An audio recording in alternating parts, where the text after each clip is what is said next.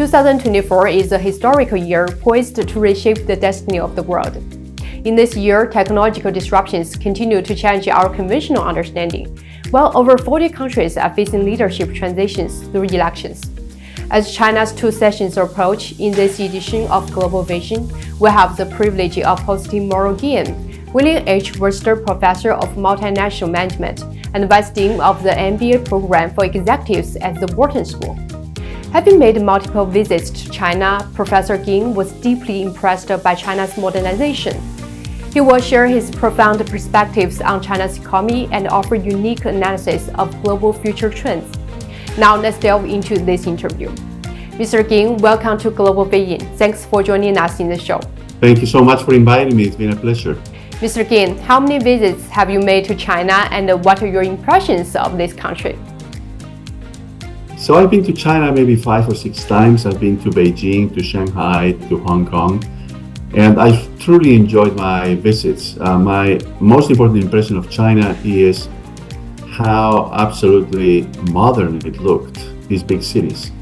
And the infrastructure, the trains and the airports and everything else, very efficient and very new. So it made a very big impression on me.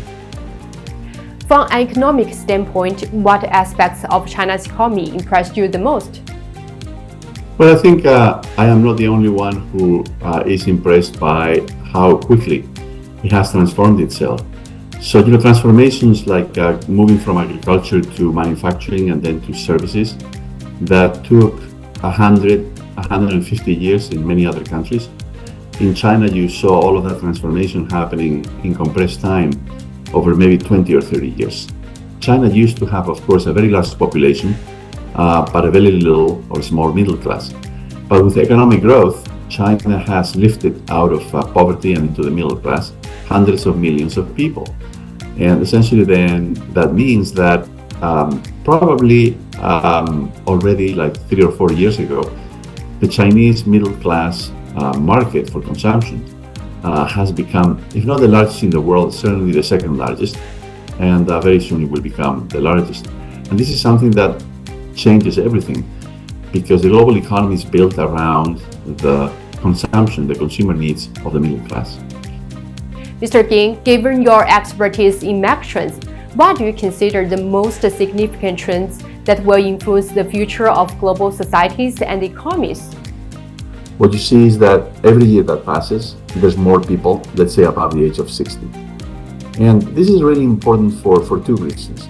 The first is rather obvious, which is that in the recent past, the single most important consumer group was people in their 30s or their 40s. And every product, every new service was always designed with people in their 30s or in their 40s in mind, because that was the largest segment of the market. But now what we're seeing is that the older age groups are becoming more important proportionally speaking. And very soon, possibly no later than the year 2030, we're going to be in a situation in which the largest consumer segment of the market, as defined by age, is going to be people above the age of 60. That doesn't mean that we're talking about older consumers, because somebody whose age is 60 or 65 is no longer old. But what it means essentially is that people in their 30s, people in their 40s are no longer going to be the standard that everybody looks at in terms of launching new products or new services, because they're going to be in the minority, not the majority. We are living longer, far longer than in the past. And that essentially means that we're going to have in the near future more people who are working, but they belong to different age groups. And we're going to have so much more age diversity in the workplace. But the other really interesting aspect, of course, will be that somehow we're going to have to look for ways to continue using the talent and the experience of people above a certain age who in the past would be retired, but now in the future they're going to be continuing working, because once people start living until on average age 85, 90, 95, retiring at age 55 or 60 doesn't make that much sense. What do you believe is the most crucial factor in fostering healthy China-US relations? So we're talking here not about any two countries. We're talking about the two biggest economies in the world. We're talking about the two biggest trading nations in the world. And I think further down the road, we're going to be talking about the two countries in the world with the most important, most significant technological capabilities and even military capabilities. I think both China and the United States, and especially the world, have everything to benefit from collaboration between China and the United States.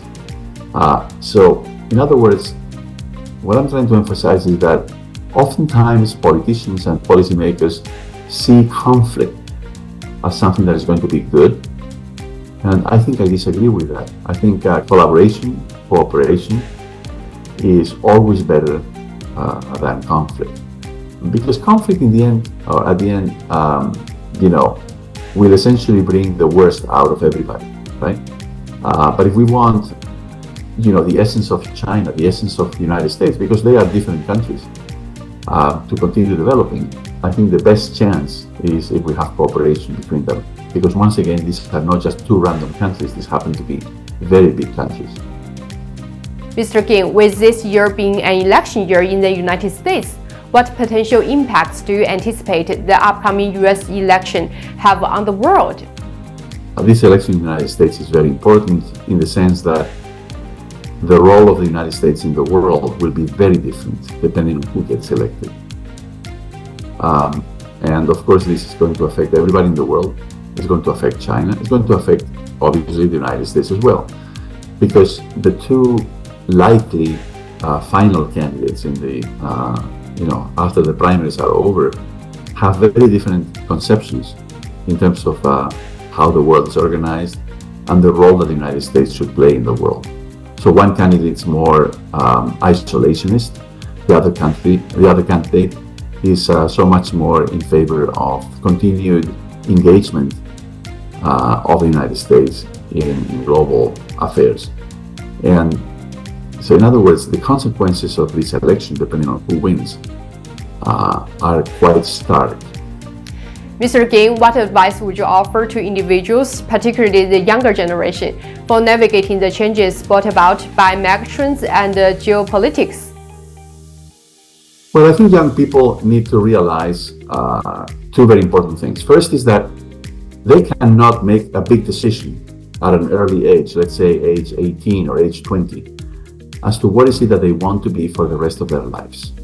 The reason is very simple, which is that if they say, okay, I want to be this, I want to get a job in this area, there's no guarantee that that job is going to exist in 10 years from now, because technological change is essentially changing or transforming not only the types of jobs that the economy has, but also the way in which we perform our job. And that is extremely important to realize. In other words, I think young people need to understand that they're going to have to reinvent themselves multiple times. That they're not going to be able to just study once and then get a job and keep that kind of job or that kind of activity for the rest of their lives. They're going to have to switch careers even.